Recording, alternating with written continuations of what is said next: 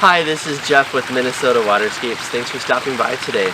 We're going to talk about the Pondless Waterfall, how it's built, and the artistry that we put into it. Start out with a hillside or even a flat lawn. We find the best viewing angle, whether it be from the house or from the patio or from somewhere else that you really want people to see this waterfall from. We want it close to the house so you can enjoy it and hear the sound. Make sure that it's the right volume for what you're doing in your yard. Some people like them a little more gentle. Some people like them a more crashing waterfall. The next thing we do is we lay out the stream, sometimes with a garden hose, sometimes just with a spray paint can. We'll mark out where you want it to be, how it can come down your yard, and where the viewing angles will be. We'll talk about the waterfall levels and where they potentially will be, and get ready to lay it out. Then we're going to start digging our basin. We have to dig down for the aqua blocks and level that off so it's really level. Then we'll put in the aqua blocks and the vault and the liner and the underlayment, get that all in there, packed in just perfectly, tuck in the edges and compact it.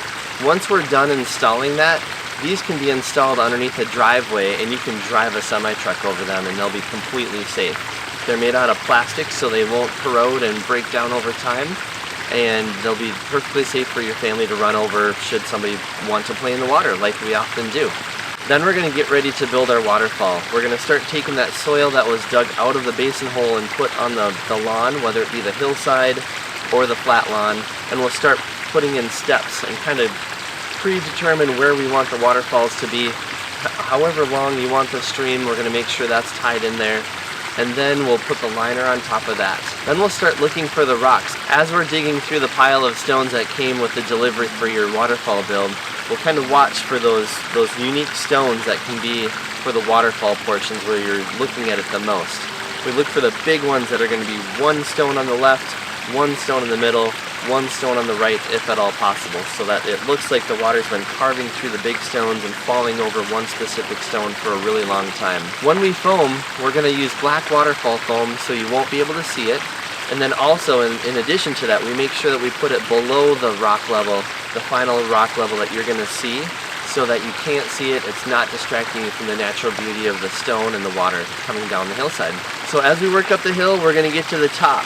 Now we will have talked about whether you're going to leave the waterfall running all the time or if you're going to use it sometimes. There's different techniques we use at the top. One of them is called a diffuser, and that will take the water and it smooths it out and gives us one nice sheet of waterfall that comes out, and there's no filtration in it. That's what this waterfall behind me has. It has just the one output. We don't run it all the time, but it's there whenever we want to enjoy it. The other method we can use is we can use a biofalls, and what that is, it's a filter that's a falls, a biological filter that's also a falls.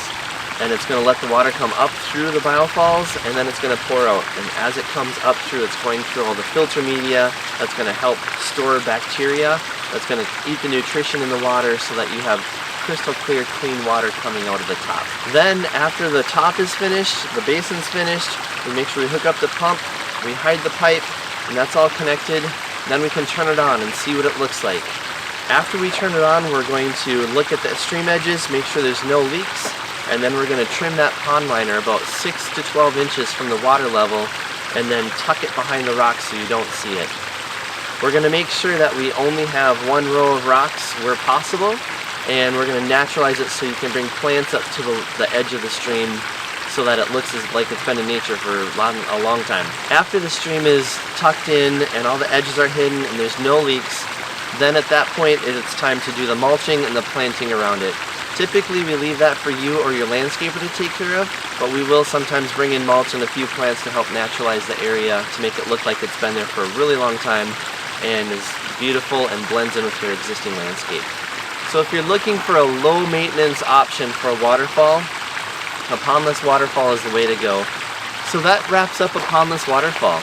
Very simple design, very easy to take care of.